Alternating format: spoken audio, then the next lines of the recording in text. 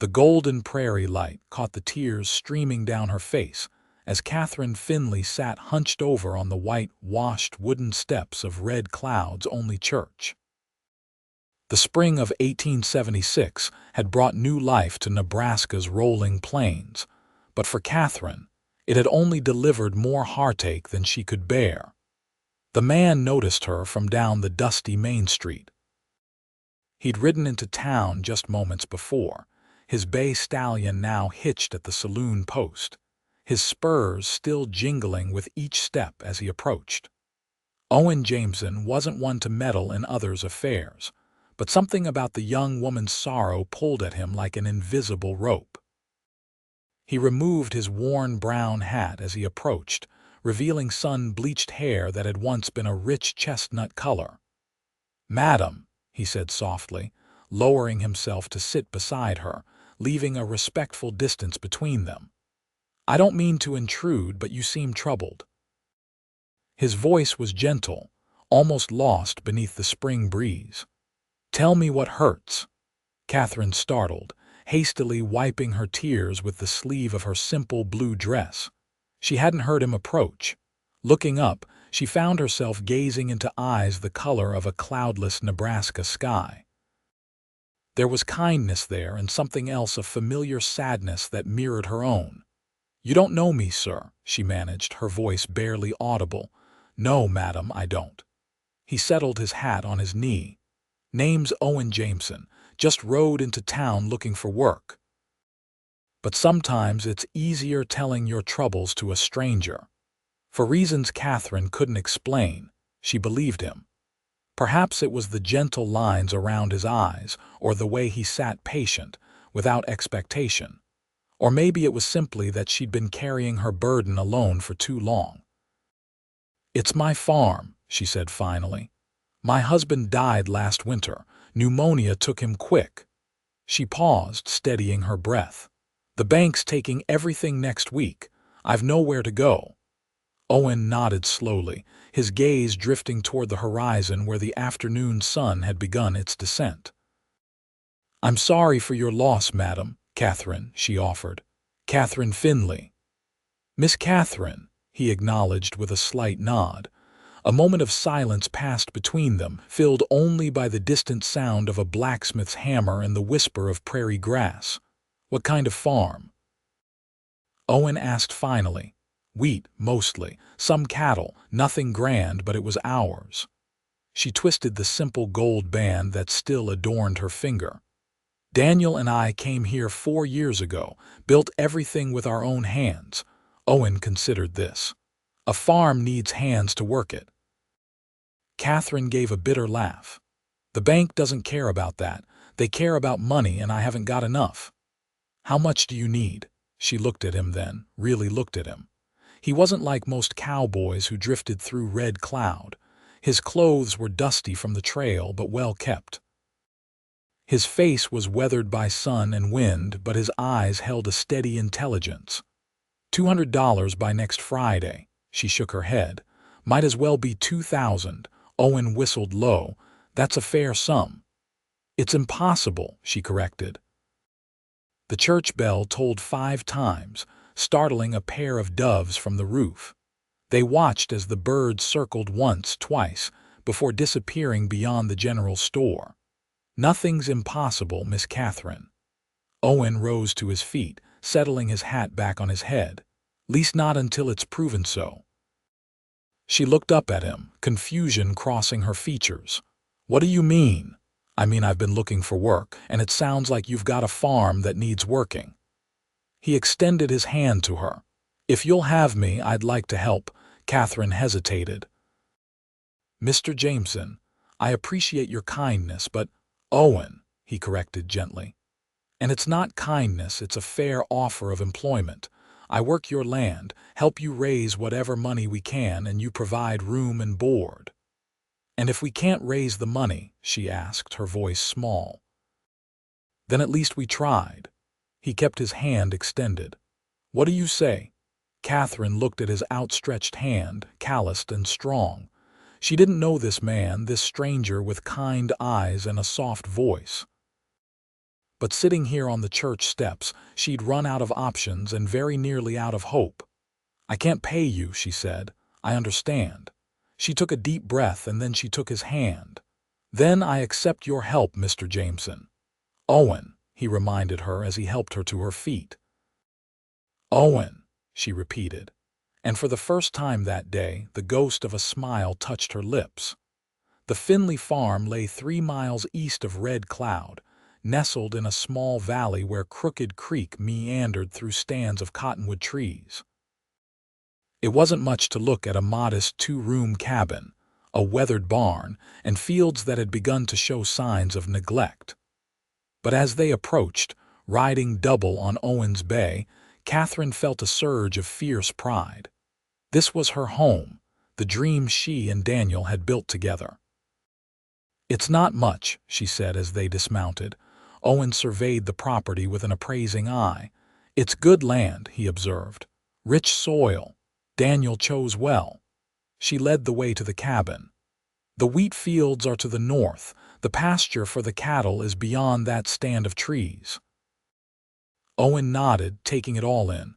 "How many head?" 12. "Down from 20 last year." She hesitated at the cabin door. "The spare room isn't much. Daniel used it as a study. There's a cot." "I'll sleep in the barn," Owen said firmly. "More proper that way." Catherine flushed, realizing the impropriety of their arrangement. "Of course. Thank you." Inside, the cabin was modest but well kept. A cast-iron stove dominated one wall, a rocking chair beside it. A small table with 2 chairs sat beneath the window. Everything was simple, functional, but Catherine had managed to add touches of warmth: a quilt draped over the rocking chair, wildflowers in a mason jar on the table, a small bookshelf filled with well-worn volumes. "I'll fix us some supper," she said, moving toward the stove. "You must be hungry after your journey." "Let me tend to my horse first," Owen replied. "Then I'd like to walk the property, get a feel for what needs doing." Catherine nodded. "Take your time. Food will be ready when you return." As Owen left, Catherine leaned against the door frame, watching his retreating figure. She'd invited a stranger into her home, her life. But something about Owen Jameson told her she could trust him. Perhaps it was desperation. Or perhaps it was something else entirely, something she wasn't ready to name. The next morning dawned bright and clear. Catherine woke to the smell of coffee and the sound of chopping wood. Wrapping her shawl around her shoulders, she stepped onto the porch to find Owen already at work, his shirt damp with sweat despite the early hour. "You're up early," she called. Owen paused, leaning on the axe handle. "Sun doesn't wait, neither should we." He nodded toward the barn. "I checked your equipment. Plow needs fixing and that harvester won't last another season." Catherine sighed. "I know. Daniel was always good with repairs, but I can fix them," Owen interrupted. "Worked as a blacksmith's apprentice in my younger days."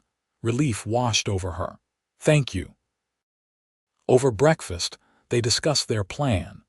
The wheat needed immediate attention. The cattle required new fencing for part of the pasture, and there was the matter of selling what they could to raise money. "Town's having a spring fair next week," Catherine mentioned. "We could sell preserves, maybe some of the quilts I've made." Owen considered this. "Cattle prices are up. We might sell 2 or 3 head." "But we need breeding stock for next year," Catherine protested, then caught herself. "I mean, if there is a next year." Owen's gaze met hers across the table. "There will be," he said with quiet conviction. "Now let's get to work." The days that followed fell into a rhythm. Owen rose before dawn, tended to the animals, and worked the fields until dusk. Catherine managed the household, prepared meals, and began making items to sell at the fair. In the evenings, they sat on the porch, watching fireflies dance above the wheat fields as they discussed the day's progress and plans for tomorrow. Slowly, the farm began to show signs of recovery. Owen repaired the broken fence in the north pasture, fixed the plow, and coaxed the harvester back to life. The wheat fields, though planted late, began to show promising green shoots. On the fourth day, while inspecting the barn roof, Owen discovered a leak that had rotted part of the support beam. "We need to fix this before the next rain," he called down to Catherine. "How bad is it?" she asked, shielding her eyes against the sun. "Bad enough. I'll need to ride into town for supplies." Catherine nodded. "I'll come with you. I need fabric for the quilts." The ride into Red Cloud was the first time Catherine had left the farm since Owen's arrival. As they made their way down Main Street, she was acutely aware of the curious glances thrown their way. At the general store, Mr. Peterson greeted them with raised eyebrows. "Mrs. Finley, good to see you in town," he said, his gaze darting between her and Owen. "Mr. Peterson," she acknowledged. "This is Mr. Jameson. He's helping with the farm." The storekeeper's expression was skeptical, but he nodded politely. "What can I get for you today?" As Owen listed the supplies they needed, Catherine wandered to the fabric section. She was examining a bolt of calico when she heard a familiar voice. "Catherine Finley, as I live and breathe." She turned to find Margaret Wilson, the banker's wife, regarding her with barely concealed interest. "Mrs. Wilson," Catherine greeted, forcing a smile. "We've missed you at Sunday services," Margaret said, her eyes drifting to where Owen stood at the counter. "Though I see you found company." Catherine felt her cheeks warm. "Mr. Jameson is working for me, helping save the farm." Margaret's smile didn't reach her eyes. "How noble! Though I hear Theodore has already made arrangements for the property. Such a shame, but business is business." Before Catherine could respond, Owen appeared at her side, a protective presence. "Miss Catherine, I've got everything we need." "Shall we?" Margaret's eyes widened slightly at his familiar address. "Yes, let's go," Catherine replied, grateful for the interruption. "Good day, Mrs. Wilson." Outside, Catherine's hands trembled as she mounted Owen's horse. "Everyone's talking," she said quietly once they were on the road. "Let them talk," Owen replied, his voice steady. "Words won't save the farm, work will." She nodded, drawing strength from his certainty. "You're right." As they rode back to the farm, the sun began to set, painting the prairie in shades of gold and amber. Catherine, seated behind Owen, found herself noticing the breadth of his shoulders, the strength in his arms as he guided the horse. He was a stranger still in many ways, and yet in others, it felt as though she'd known him always. That evening, as rain began to fall, they sat closer than usual on the porch, sheltered by the overhang. Catherine had finished her mending, and Owen was whittling a small piece of wood, his hands moving with practiced precision. "What are you making?" she asked. He held up the emerging figure, a small horse. "Just passing time. My pa taught me when I was a boy." "It's beautiful." She hesitated. "You haven't spoken much about your family." Owen's hands stilled. "Not much to tell. Pa was a farmer in Kansas. Ma died when I was 12. Pa followed when I was 19. "I'm sorry," Catherine said softly. He shrugged. "Life happens as it will. After Pa died, I sold the farm, couldn't see myself staying there alone. So you became a cowboy. Among other things, drove cattle from Texas to Kansas, worked railroads. Tried my hand at mining in Colorado." He resumed his whittling. "Never stayed anywhere long." Catherine studied his profile in the fading light. "What brought you to Red Cloud?" For a moment, Owen was silent, and Catherine thought he might not answer. Then softly he said, "I was tired of wandering." The simplicity of his response touched something in Catherine. She understood what it meant to be weary, to long for stability and peace. "Well," she said gently, "I'm glad your wandering brought you here." Owen looked up then, his blue eyes meeting hers, and something unspoken passed between them, an acknowledgement, perhaps, of their shared loneliness, their unexpected connection. "So am I," he replied. The day of the spring fair arrived with clear skies and a gentle breeze, perfect weather for the town's celebration. Catherine had risen before dawn to prepare, packing her preserves, 3 quilts, and several jars of honey from the hives behind the orchard. Owen had loaded everything into the wagon they'd borrowed from a neighboring farm. "Ready?" he asked as he helped her onto the seat. Catherine nodded, though her stomach fluttered with nerves. They needed this day to be successful. After a week of hard work and selling 2 head of cattle, they'd managed to scrape together just over $100, still far short of what they needed. Red Cloud's Main Street had been transformed for the occasion. Colorful bunting hung from the storefronts, and tables lined the thoroughfare, displaying everything from baked goods to handcrafted furniture. The air was filled with the sound of fiddle music and children's laughter. They set up their stall between the blacksmith's wife selling pies and an elderly couple offering handmade soap. Catherine arranged her quilts carefully, making sure the intricate stitching was visible, while Owen set out the jars of preserves and honey. "These quilts are exquisite," said a woman who stopped to admire Catherine's handiwork. "Such fine stitching." "Thank you," Catherine replied, hope rising. "My mother taught me." By midday, they'd sold 2 of the quilts and most of the preserves. The honey, particularly, had been popular.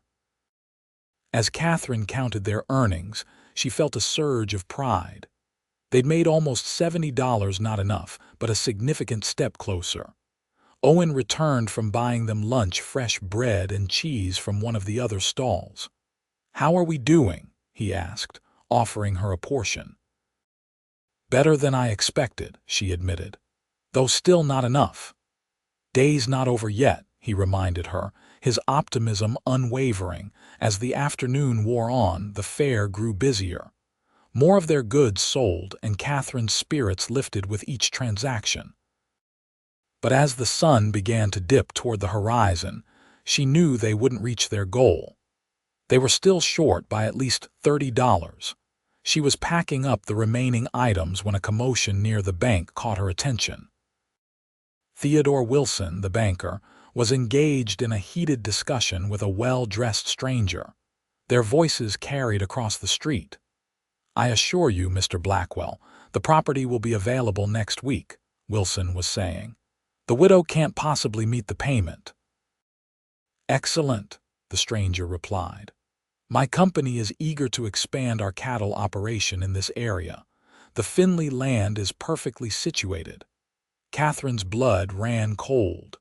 They were discussing her farm, her home, as if its fate was already decided. Owen had heard too. His jaw tightened as he moved to stand beside her.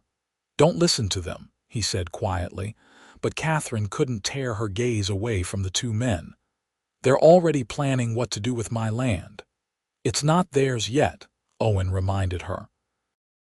As if sensing they were being watched, Wilson and the stranger turned in their direction. Wilson's expression soured when he recognized Catherine, but he quickly composed himself and approached their stall.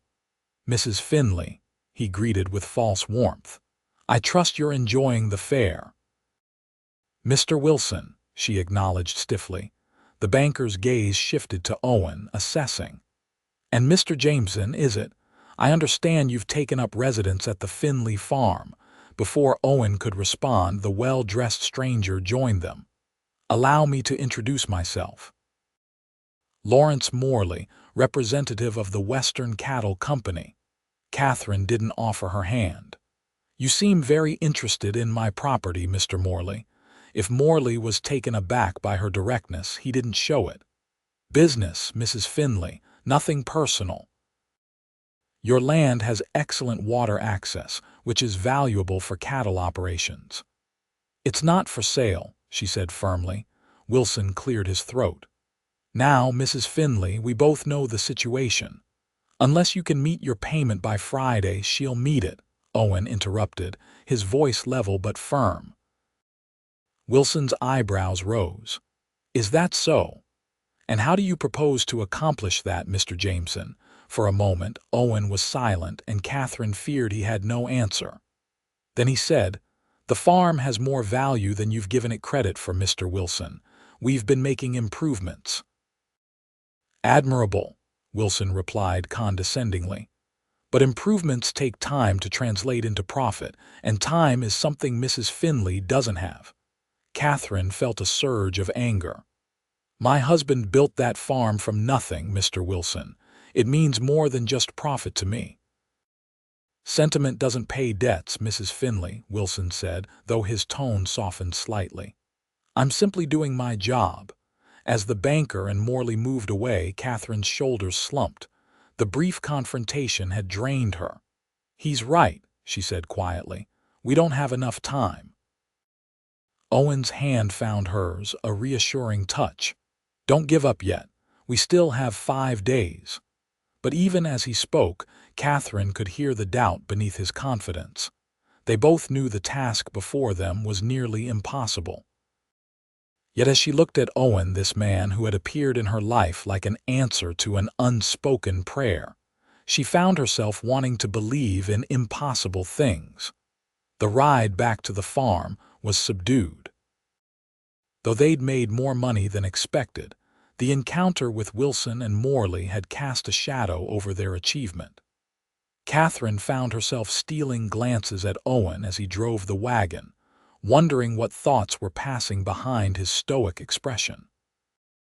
"Owen," she said finally, breaking the silence, "why are you doing this? Helping me, I mean." He kept his eyes on the road. "Told you needed work. There's work to be found elsewhere, easier work with actual pay." For a long moment he was silent, and Catherine thought he might not answer.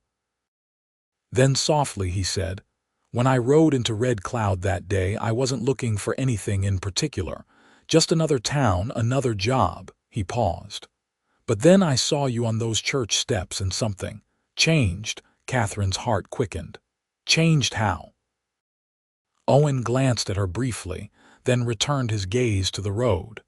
"I can't rightly explain it. Just knew I needed to help if I could." It wasn't the whole truth. Catherine sensed that, but she didn't press. Instead, she found herself remembering the moment their paths had crossed, how even through her tears she'd noticed the kindness in his eyes. "Well," she said softly, "I'm grateful you stopped." The following day dawned with purpose. Over breakfast, Owen laid out a plan. "We need to try something different," he said. "The fare was good, but not enough." "What do you suggest?" Catherine asked. "I was thinking about what Wilson said about improvements taking time. He's right, but there's one thing on the farm that has immediate value." Catherine frowned, confused. "What's that?" "The thoroughbred stallion in your barn. The one you said was Daniel's pride." Catherine's eyes widened. "Thunder, but she stopped, understanding dawning. "He's valuable." Owen nodded. "Very. I worked with horses in Texas. That stallion has excellent bloodlines. Could fetch a good price." Catherine's throat tightened. Daniel had loved that horse, had spent more than they could afford to buy him, dreaming of breeding quality stock someday. "I can't sell him," she whispered. Owen's expression was gentle but firm. "Catherine, I understand what he means to you, but we need to be practical." "Practical," she repeated, the word bitter on her tongue.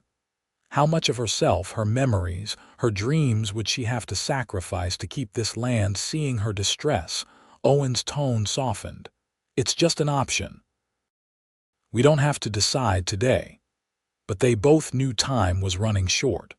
Every hour brought them closer to Friday's deadline. After breakfast, Owen headed to the north field to check on the wheat, leaving Catherine alone with her thoughts. She wandered to the barn, drawn to the very animal they'd been discussing. Thunder was magnificent, 16 hands of gleaming black coat and proud bearing. When Catherine approached his stall, he nickered softly in recognition. "Hello, old friend," she murmured, stroking his velvety nose. Memories flooded back, Daniel's face alight with pride when he'd brought Thunder home, his patient hours training the spirited young stallion, his dreams of building a breeding program that would secure their future. Selling Thunder felt like selling the last piece of Daniel's dreams. Yet as she stood there, Catherine realized something important. Daniel's true dream hadn't been about horses or breeding programs. It had been about this land, this home they'd built together. He would understand sacrificing one dream to save the larger one. When Owen returned from the fields, Catherine was waiting on the porch. "I've been thinking about Thunder," she said. Owen sat beside her, hat in hands. "And you're right, we should sell him." The words hurt, but her resolve was firm. Daniel would want us to save the farm. Owen studied her face, noting the determination there. "Are you certain?" Catherine nodded. "Yes, but I have one condition: we find him a good home, not just the highest bidder." "Of course," Owen agreed. "I know someone who might be interested, a horse breeder near Grand Island.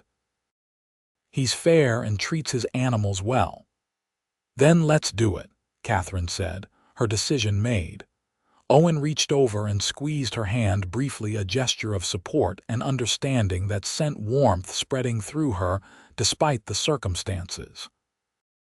The next morning, Owen rode to the telegraph office in Red Cloud to contact the horse breeder. He returned with cautious optimism. "Benson's interested," he reported. "Says he could come day after tomorrow to look at Thunder. If he likes what he sees, he's prepared to pay top dollar." Catherine's heart both sank and soared. It was the answer they needed, yet it meant saying goodbye to another piece of her life with Daniel. "That's good news," she managed. "Catherine," Owen said gently. "If you've changed your mind—" "No," she interrupted. "I haven't. This is what needs to be done." The day before Benson's arrival, they worked together to prepare Thunder, grooming his coat until it gleamed like polished onyx. As Catherine brushed his mane, she found herself telling Owen stories about Daniel, how he'd insisted on buying the stallion despite her concerns about the cost, how he'd spent evenings in the barn just talking to the horse, how he'd named him Thunder after the way his hooves sounded on the hard, packed earth when he ran. Owen listened, offering no platitudes, just his quiet presence as she worked through her grief. "Daniel was a good man," he said when she'd fallen silent. "I wish I could have known him." The simple sincerity in his voice touched Catherine deeply. "He would have liked you," she said, surprised to find it was true. Daniel had valued honesty, hard work, and kindness, all qualities Owen possessed in abundance. That evening, as they sat on the porch watching the sunset, Catherine found herself studying Owen's profile. In the 2 weeks since he'd appeared in her life, he'd become essential to it, not just because of his help with the farm, but because of who he was. His steady presence had become a comfort, his rare smile a reward she found herself working to earn. "What will you do?" she asked suddenly. "After Friday, I mean, whether we save the farm or not." Owen was quiet for a long moment. "Haven't thought that far ahead," he admitted. "Surely you have plans, places to go, things to see." He turned to look at her then, his blue eyes intense in the fading light. "What if I don't want to go?" Catherine's breath caught. "What do you mean?" "I mean," he stopped, seeming to search for words. "I like it here, working this land with you." The implication hung in the air between them, unspoken but unmistakable. "Owen," Catherine began, uncertain what to say. Before she could continue, he stood abruptly. "It's getting late. We should both rest. Big day tomorrow." As he walked toward the barn, Catherine remained on the porch, her thoughts in turmoil. Owen's words had stirred something in her, something she'd thought died with Daniel. It frightened her, this new feeling, but it also gave her hope. And hope, she was learning, was a powerful thing. Benson arrived the next morning, a stout, red-faced man with shrewd eyes but a genuine love for horses. He spent nearly an hour examining Thunder, checking his teeth, his legs, watching him run in the paddock. "He's a fine animal," Benson declared finally. "Just as you described, Jameson." Owen nodded. "He comes from good stock, gentle temperament but spirited when it counts." "And you say he's been covering mares?" "Successfully," Catherine confirmed. "We have a yearling colt to prove it." Benson rubbed his chin thoughtfully. "I'd need to see papers, of course." "I have them," Catherine assured him, trying not to betray her eagerness. Every moment of negotiation was agony, both hoping for and dreading the sale. "Well then," Benson said at last, "I think we can do business. I'm prepared to offer $300. Catherine's heart leaped. It was more than enough, more than they dared hope for. "That's a fair price," Owen said, his tone betraying nothing of their desperate circumstances. "But Thunder's worth $350, and we both know it." Benson's eyebrows rose. "$325, and that's my final offer." Owen glanced at Catherine, who nodded almost imperceptibly. "Deal," he said, extending his hand. As Benson counted out the money-crisp bills that represented both salvation and sacrifice, Catherine fought back tears. When the transaction was complete, she excused herself to fetch Thunder's papers from the house. Alone in the small cabin, she allowed herself a moment of grief, pressing her hands against her eyes as silent tears fell. This was necessary, she reminded herself. This was to save the home she and Daniel had built. A soft knock at the door pulled her from her thoughts. Owen stood on the threshold, concern etched on his features. "Catherine, are you all right?" She wiped her tears hastily. "Yes, I'm fine, just saying goodbye." He stepped inside, closing the distance between them. Without a word, he pulled her into his arms the first time he had embraced her. Catherine stiffened momentarily, surprised, then relaxed against his chest, accepting the comfort he offered. "It's okay to grieve," he murmured against her hair. "It's just a horse," she said, her voice muffled against his shirt. "No, it's more than that. It's a piece of your life with Daniel." Catherine pulled back slightly to look up at him. "How do you understand so well?" Owen's gaze was tender. "Because I've lost things too." For a moment they stood locked in that embrace, something unspoken passing between them. Then, remembering Benson waiting outside, Catherine reluctantly stepped away. "I should get the papers." Owen nodded, releasing her. "I'll tell Benson you'll be right out." An hour later, Thunder was gone, led away by his new owner. Catherine and Owen stood side by side, watching until horse and man disappeared over the hill. "We did it," Owen said quietly. "We have enough now." Catherine nodded, emotions too complex for words filling her chest. Relief, grief, gratitude, hope, all tangled together like the roots of the cottonwood trees lining Crooked Creek.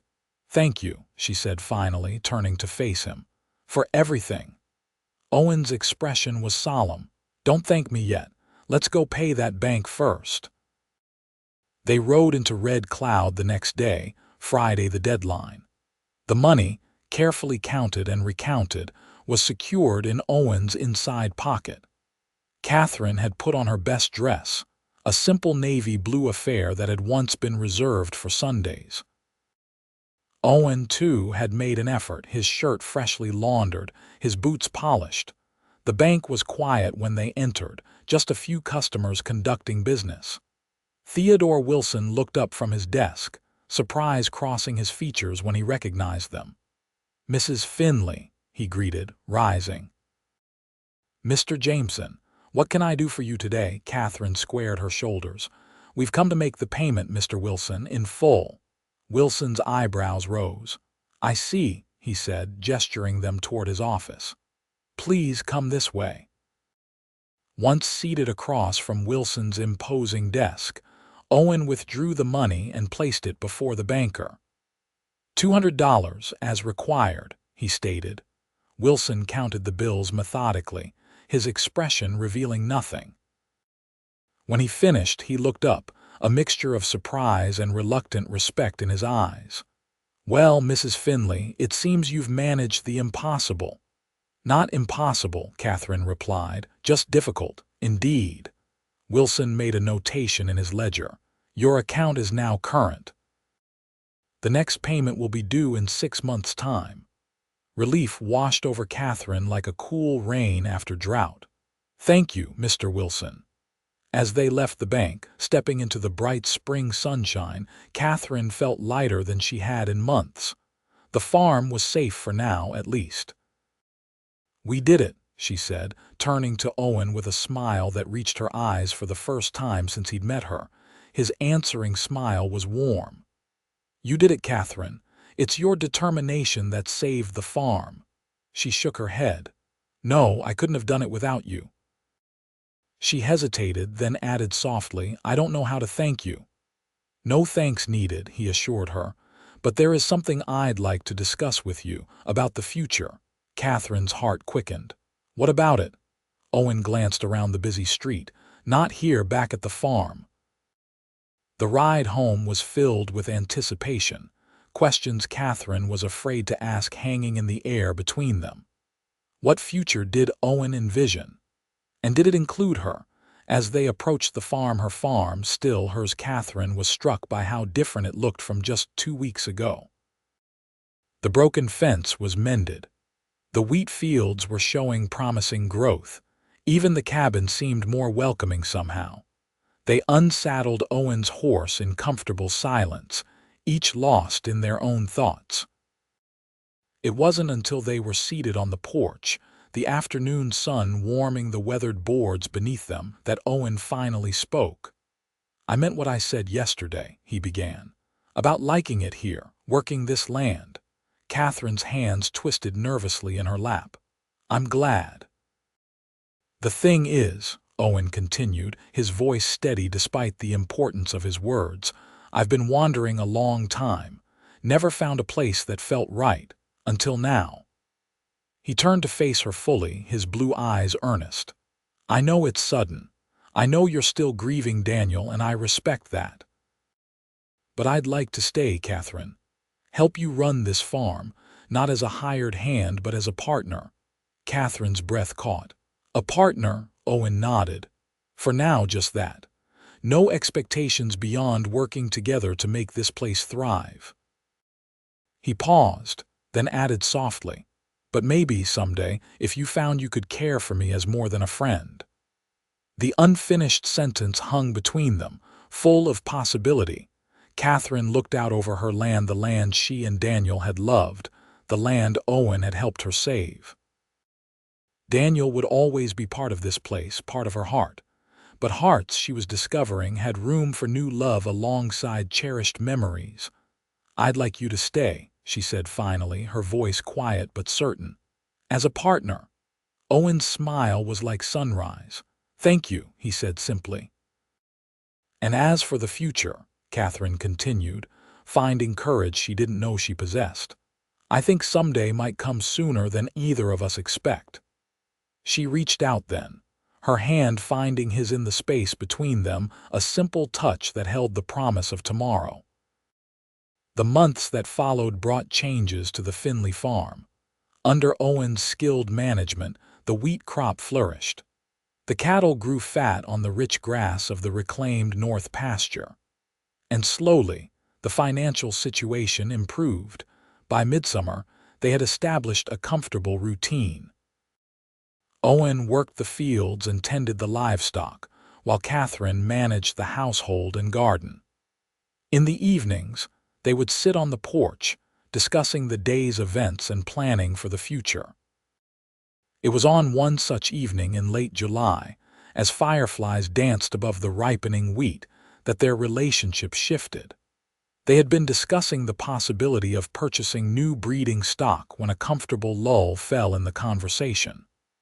I got a letter today, Owen said after a moment. From a friend in Kansas City, offering me work on a cattle drive to Abilene. Catherine's heart sank. Oh, she managed. Will you go? Owen turned to look at her, his expression serious. That depends. On what? On you, he said simply. On whether you want me to stay. Catherine met his gaze. Over the past months, their friendship had deepened into something more profound. She'd come to rely on his quiet strength, his unwavering support. And somewhere along the way, the grief that had consumed her had begun to make room for new feelings, tender, hopeful feelings for the man beside her. "I want you to stay," she said softly, "not just as a partner in the farm." Owen's eyes never left hers. "What are you saying, Catherine?" She took a deep breath. "I'm saying I care for you, Owen, more than I thought possible after Daniel." Her voice faltered slightly. "I'm not sure I'm ready to move forward completely, but I know I don't want you to leave." Owen reached for her hand, his touch gentle. "I'm not going anywhere," he promised. "Not unless you ask me to." In the golden light of the setting sun, he leaned forward slowly, giving her time to pull away if she wished. Instead, Catherine closed the distance between them, her lips meeting his in a tender kiss, a beginning. That night, as Catherine lay in her bed, she thought about the journey that had brought her to this moment. 4 months ago, she'd been weeping on church steps, certain her world was ending. Now, hope bloomed like the wildflowers that dotted the prairie. Owen had brought that hope back into her life, not by rescuing her, but by standing beside her as she rescued herself. Autumn painted the Nebraska prairie in shades of gold and russet. The wheat had been harvested, yielding better than expected. The bank payment had been made with money to spare. And the relationship between Catherine and Owen had continued to deepen. They were careful, respectful of both propriety and Catherine's lingering grief. Owen still slept in the small room off the barn, though he took his meals in the cabin. They attended church together on Sundays, enduring the curious glances and whispered comments of the townsfolk with dignified silence. Margaret Wilson had been particularly pointed in her remarks after services one Sunday. "How convenient that Mr. Jameson arrived just when you needed help, Mrs.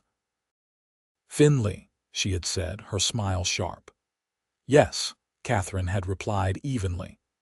"God provides in unexpected ways." Owen, overhearing, had placed a protective hand at the small of Catherine's back, a gesture that did not go unnoticed by the banker's wife or anyone else in the congregation.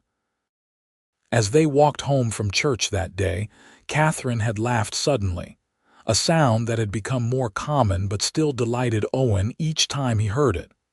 "What's so amusing?" he asked. "Just thinking about the gossip," she replied.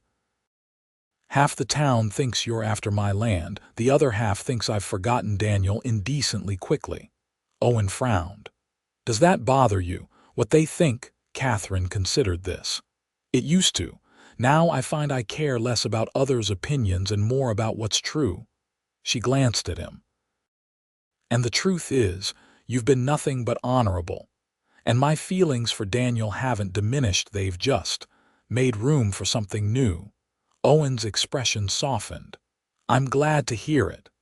They walked in companionable silence for a while before Catherine spoke again.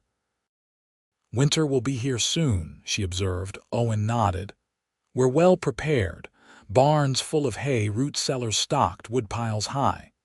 "Thanks to you," Catherine said. "Thanks to us," Owen corrected gently. "We did it together." As they approached the farm, Catherine stopped, turning to face him fully. "Owen," she said, her voice suddenly serious, "there's something I need to say." He waited, patient as always. "I've been thinking about the future, our future." She took a deep breath. "I love you. I think I have for some time now, and I don't want to wait any more." Owen's eyes widened. "Catherine, are you saying—" "I'm saying I want you to be more than my partner in the farm. I want you to be my husband." The words tumbled out in a rush. "If you'll have me." For a moment, Owen was perfectly still, his expression unreadable. Then, with deliberate movements, he removed his hat and went down on one knee before her, right there on the dusty road. "Catherine Finley," he said, his voice rough with emotion, "I've loved you since I found you weeping on those church steps. I would be honored to be your husband." Joy bubbled up in Catherine's chest, bright and clean as spring water. "Then yes," she said, reaching for his hands. "Yes." Owen rose to his feet, drawing her into his arms. His kiss was different this time, not tentative but certain, a promise sealed between them on a golden autumn afternoon. Their wedding took place 2 weeks later in the same church where they had first met. It was a simple ceremony, attended by a handful of neighbors and the friends they'd made in Red Cloud over the past months. Catherine wore a dress of deep blue velvet new, purchased with money from their successful harvest. Owen, standing tall beside the altar, watched her walk down the aisle with wonder in his eyes, as if he couldn't quite believe his good fortune. The Reverend spoke of new beginnings, of God's grace in bringing healing after sorrow. When it came time for their vows, Owen's voice was steady, his blue eyes never leaving Catherine's face. "I, Owen Jameson, take you, Catherine Finley, to be my lawfully wedded wife. To have and to hold from this day forward, for better, for worse, for richer, for poorer, in sickness and in health, to love and to cherish, till death do us part." Catherine's voice trembled slightly as she repeated the same promises, but her heart was sure. This was right. This was where she was meant to be. When the Reverend pronounced them husband and wife, Owen kissed her with a tenderness that brought tears to her eyes, not tears of sorrow this time, but of joy. The small reception was held at the farm, their home now truly shared. Neighbors had brought food and drink, and someone had brought a fiddle. As the afternoon turned to evening, there was dancing in the yard, lanterns hanging from the trees casting a warm glow over the celebration. "Are you happy, Mrs. Jameson?" Owen asked as they swayed together to a slow melody. "Very," Catherine replied, her head resting against his shoulder. "And you?" "More than I ever thought possible," he answered truthfully. Later, after their guests had departed and they were alone in their cabin now, Catherine stood by the window, looking out at the land that had brought them together. Owen came to stand behind her, his arms encircling her waist. "What are you thinking?" he asked softly. "About how life changes," she replied. "6 months ago I thought I was going to lose everything, and now—" "And now?" Owen prompted. Catherine turned in his arms, reaching up to touch his face. "And now I have more than I ever dreamed." Winter blanketed the Nebraska prairie in white, transforming the landscape into something both stark and beautiful. Inside the Jameson cabin, life had found a new rhythm. The small room that had once been Daniel's study, and then briefly Owen's, was now being prepared for a different purpose. "I think we should paint it yellow," Catherine said as she and Owen stood in the doorway, surveying the space. "Yellow is cheerful." Owen smiled, his hand resting protectively over the gentle swell of her belly. "Yellow it is," he agreed. "Though we have time yet, the baby isn't due until summer." The news of Catherine's pregnancy had come just after Christmas, a gift neither had expected so soon but both welcomed with joy. Owen had been particularly moved, rendered speechless when Catherine had first told him. Then holding her with such tenderness, she thought her heart might burst. "Are you afraid?" he'd asked later that night, his hand covering hers as they lay in bed. "A little," she'd admitted. "But mostly I'm grateful for this new life, for you." Now, as February winds howled outside, they worked together to prepare for the future, their future, with the child who would join them in just a few months. "I've been thinking," Owen said one evening as they sat before the fire, "about names." Catherine looked up from her knitting a tiny blanket of soft wool. "Oh, if it's a boy," Owen continued, a hint of uncertainty in his voice, "would you want to name him Daniel?" The question caught Catherine by surprise. It was so like Owen, thoughtful, respectful of the past even as they built their future. "That's very kind," she said gently, "but I think our son should have his own name," She paused. Though perhaps Daniel could be his middle name. Owen's expression softened. I'd like that. And if it's a girl? Catherine asked. I always liked the name Elizabeth, Owen offered. After my mother, Catherine smiled. Elizabeth, it's beautiful. The winter days passed in peaceful contentment. Owen kept the farm running smoothly despite the cold, checking on the cattle daily, making repairs to equipment in preparation for spring planting. Catherine maintained the household, sewed baby clothes, and began writing in a journal recording her thoughts for the child growing within her. As winter gave way to spring, the prairie came alive with wildflowers and the songs of returning birds. Catherine's body changed too, her pregnancy becoming more pronounced. Owen was attentive, taking on additional household tasks when Catherine tired easily, reading to her in the evenings, his deep voice soothing both her and their unborn child. In late March, they received an unexpected visitor. Theodore Wilson arrived at the farm one afternoon, looking somewhat uncomfortable as Owen greeted him at the door. Mr. Wilson, Owen said, surprised. What brings you out this way? The banker removed his hat. Good afternoon, Mr. Jameson. I was hoping to speak with you and Mrs.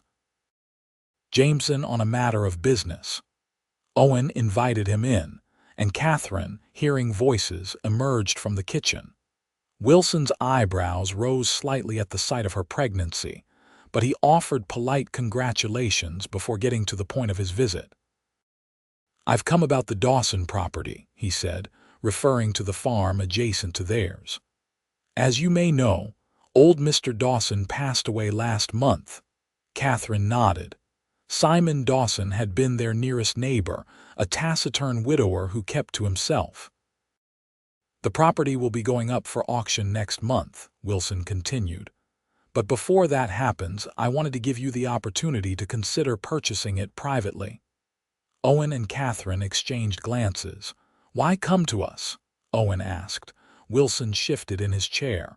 The land adjoins yours. It would be a natural expansion for your operation.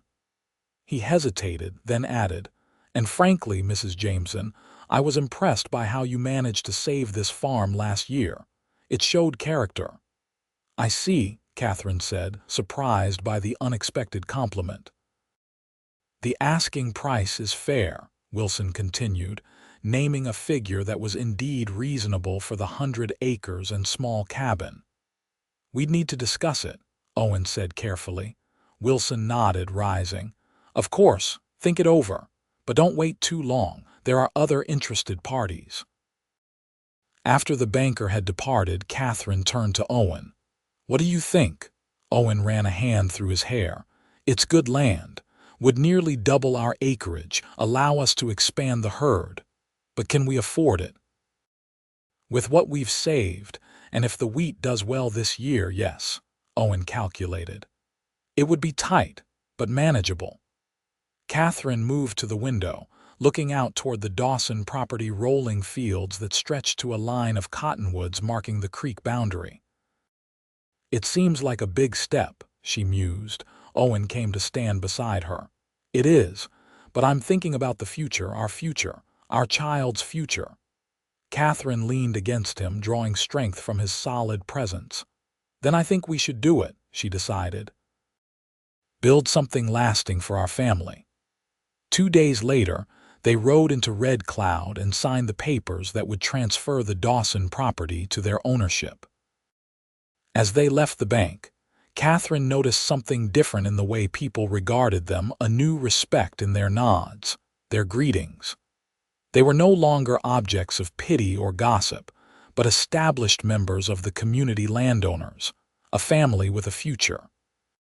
Summer arrived with blazing heat and the promise of a bountiful harvest. The wheat fields on both properties, the original Finley farm, and the newly acquired Dawson land, stretched like a golden sea under the Nebraska sun. The cattle herd had been expanded, and Owen had hired 2 local boys to help with the increased workload. Catherine's pregnancy had reached its final stages, her movements slowed by her swollen belly. Owen insisted she rest more, though she still maintained the household with the help of Betsy Larson, the 16-year-old daughter of a neighboring farmer who came by 3 times a week. It was on a sweltering July afternoon that the baby decided to make its appearance. Catherine was in the garden harvesting beans when the first pain struck sharp and insistent. She straightened, one hand going to her belly. "Owen," she called, but he was in the far field, too distant to hear. Another pain followed, more intense than the first. Catherine began to make her way slowly toward the cabin, pausing as each contraction washed over her. She had just reached the porch when she saw Owen riding toward the house, returning for the midday meal. He took one look at her face and was off his horse in an instant. "The baby." Catherine nodded, gripping his arm as another contraction came. "Yes, it's time."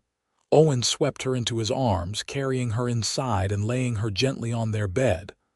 "I'll fetch Mrs. Peterson," he said, naming the midwife who lived in town. "Hurry," Catherine urged, fear mingling with excitement. "I think this baby is eager to meet us." Owen pressed a quick kiss to her forehead before rushing out. Catherine heard him gallop away, pushing his horse to its limits. Alone, she tried to remember everything she'd been told about childbirth, focusing on her breathing as the pains came closer together. It seemed an eternity before she heard horses approaching, but in reality, it was less than an hour. Mrs. Peterson bustled in, all business with Owen hovering anxiously behind her. "Out," the midwife ordered him firmly. "This is women's work. I'll call you when it's time." Reluctantly, Owen retreated to the porch where he paced for the next several hours, wincing each time he heard Catherine cry out. The sun began to set, painting the sky in brilliant oranges and pinks that went unnoticed by the anxious father-to-be. Finally, as twilight descended, a different cry pierced the air, the unmistakable wail of a newborn. Owen froze, his heart pounding as he waited for permission to enter. Mrs. Peterson appeared in the doorway, her stern face softened by a smile. "Congratulations, Mr. Jameson," she said. "You have a son." Owen's legs nearly gave way beneath him. A son. He had a son. "Catherine?" he managed to ask. "Tired but well," the midwife assured him. "Go meet your family." Inside, Catherine lay propped against pillows, her face pale but radiant, a small bundle cradled in her arms. She looked up as Owen entered, her smile luminous despite her exhaustion. "Owen," she said softly, "come meet Daniel Thomas Jameson." He approached the bed with reverence, sinking down beside her to gaze at the tiny, red-faced infant. The baby had a shock of dark hair, and when he briefly opened his eyes, Owen caught a glimpse of deep blue.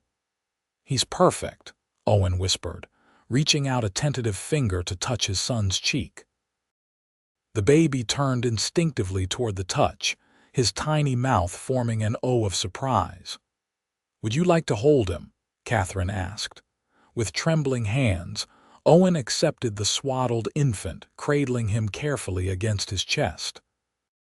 An emotion too powerful for words washed over him as he looked down at his son, a perfect combination of himself and the woman he loved. "Hello, little man," he murmured. "I'm your pa." Catherine watched them, her heart so full it seemed it might burst. This was her family now: Owen, baby Daniel, and herself. A family built from loss and found in unexpected places. A family that had begun that day on the church steps, when a wandering cowboy had sat down beside a weeping widow and asked, "Tell me what hurts." As autumn once again painted the Nebraska prairie in gold, the Jameson farm thrived. The wheat harvest had been exceptional, the cattle herd was growing, and 3-month-old Daniel was the center of his parents' world, a happy, healthy baby with Owen's blue eyes and Catherine's gentle smile. They had settled into life as a family, finding joy in the everyday moments, Owen singing softly to Daniel as he rocked him to sleep, Catherine watching from the doorway with love overflowing. Mornings spent together at the breakfast table, planning the day ahead. Evenings on the porch, the baby sleeping peacefully between them as they watched the sunset. Red Cloud had embraced them fully now. The whispers had ceased, replaced by genuine friendship and respect. Even Margaret Wilson had softened, bringing a hand-knitted blanket when she and Theodore came to see the baby. "You've built something special here," the banker had observed, looking around at the prospering farm. "Not many could have done what you two did, starting from where you were." "We were fortunate," Catherine had replied, meeting Owen's gaze across the room. "In more ways than one." On a crisp October evening, exactly 1 year after their wedding, Owen and Catherine stood hand in hand at Daniel's grave, the first Daniel, Catherine's first husband. They had brought wildflowers, arranging them carefully at the base of the simple wooden cross. "I still miss him sometimes," Catherine admitted softly. "Is that strange?" Owen squeezed her hand. "Not strange at all. He was a good man who loved you well. Part of him will always be with you." Catherine leaned against his shoulder, grateful for his understanding. "Thank you for coming here with me today. It feels right somehow, honoring the past while celebrating our present." "Our life together wouldn't exist without him," Owen said thoughtfully. "In a way, he brought us together." As they walked back toward home, baby Daniel sleeping against Owen's shoulder, Catherine reflected on the journey that had brought them to this moment. From deepest grief to unexpected joy, from lonely despair to abundant love, it had been a path neither of them could have foreseen. "Do you ever think about that day we met?" she asked as the farm came into view, golden in the setting sun. Owen smiled, adjusting the sleeping baby in his arms. "Often. Best decision I ever made, sitting down next to you on those church steps. I was so broken then," Catherine remembered. "I couldn't imagine ever being happy again. And now," she stopped, turning to face him fully, her eyes bright with emotion. "Now I can't imagine being any happier than I am right here, right now, with you and our son." Owen leaned down to kiss her, a kiss full of promise and shared memories and dreams yet to be fulfilled. "This is just the beginning, Catherine," he murmured against her lips. "Just the beginning." As they continued toward home, the setting sun cast their shadows long across the prairie grass, 3 figures moving together. A family forged in sorrow but flourishing in love, their story still unfolding with each passing day. And on the horizon, the future stretched before them, bright with possibility, rich with promise, and overflowing with the love that had begun that day when a weeping woman on church steps had found hope in the simple question of a kind-hearted cowboy. "Tell me what hurts." Years passed, and the Jameson family continued to grow and thrive.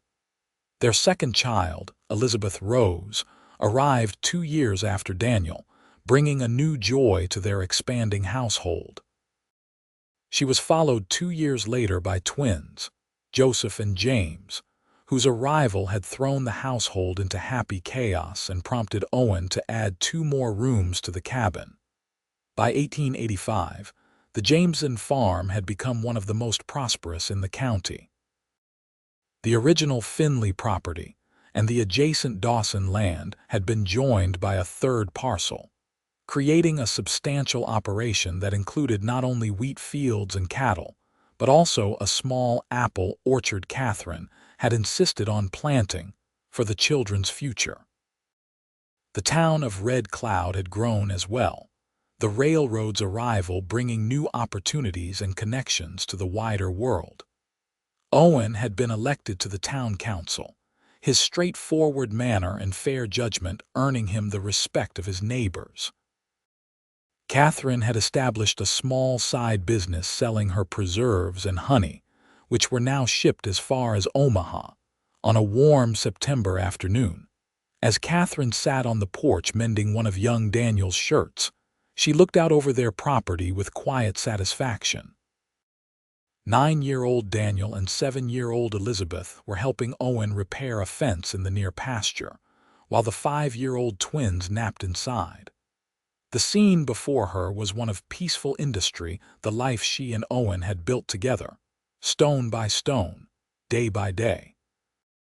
Her thoughts drifted, as they sometimes did, to that fateful day on the church steps. How close she had come to losing everything. How a chance encounter with a kind stranger had altered the course of her life completely. The sound of approaching hoofbeats drew her from her reverie. Owen was riding toward the house, Daniel seated proudly in front of him on the saddle, Elizabeth following on her own pony. Catherine's heart swelled at the sight of them, her husband still handsome despite the strands of silver now appearing at his temples, her children healthy and strong. "Mama," Daniel called as they approached. "Pa says I can help with the roundup this year." Catherine raised an eyebrow at Owen as he dismounted, lifting Daniel down after him. "Does he now?" Owen grinned, the same boyish smile that still made her heart skip after all these years. "He's ready, Kath. 9 is plenty old enough to help drive the cattle to the north pasture." "And me too," Elizabeth insisted, sliding from her pony with practiced ease. "I'm almost as good a rider as Daniel." "Better, probably," Owen teased, earning a scowl from his son and a delighted laugh from his daughter. Catherine shook her head, but she was smiling. "You'll both help, but you'll mind your father's instructions to the letter." "Understood." The children nodded solemnly, then raced off to get drinks from the well, their momentary gravity giving way to typical youthful exuberance. Owen climbed the porch steps, leaning down to kiss his wife. "They'll be fine," he assured her. "I won't let them out of my sight." "I know," Catherine replied. "It's just they're growing up so fast, that they are." Owen settled beside her on the bench, his arm around her shoulders. "Daniel reminds me more of his namesake every day, that same serious look when he's figuring something out." Catherine nodded, touched by the observation. "And Elizabeth has your stubborn streak." "My stubborn streak," Owen protested. "I believe that comes from your side, Mrs. Jameson." They shared a laugh, comfortable in the banter that had evolved over their years together. A cry from inside alerted them that the twins were awake from their nap, and Catherine rose to tend to them. "I'll start supper," Owen offered, following her inside. "You wrangle those 2 wild ones." Their evening unfolded as so many did, a simple meal shared around the large oak table Owen had crafted the previous winter, stories from the day's work, prayers, and then the familiar routine of preparing 4 active children for bed. Later, when the house was quiet and the children sleeping, Owen and Catherine sat on the porch in the moonlight, a tradition they had maintained through all the changes in their lives. "I had a letter from Thomas today," Owen mentioned, referring to his younger brother who had settled in Colorado. "He's considering coming for a visit at Christmas. Says the children would enjoy seeing snow." "That would be wonderful," Catherine replied. "It's been too long since we've seen him." They sat in companionable silence for a while, the night sounds of the prairie a familiar symphony around them. Then Catherine spoke, her voice thoughtful. "You ever wonder what might have happened if you hadn't stopped that day, if you just kept riding past the church?" Owen considered the question. "Sometimes," he admitted, "but then I think it couldn't have been any other way." "I was meant to find you there." Catherine leaned against him, drawing comfort from his solid presence. "I believe that too," she said softly, "though I didn't know it then. You were so broken," Owen remembered, "yet still so strong."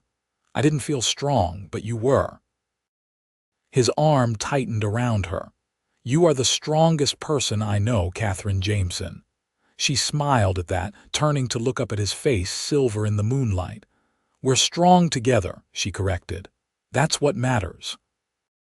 Owen nodded, then tilted her chin up to kiss her a kiss that, even after a decade together, still held the power to make her heart race.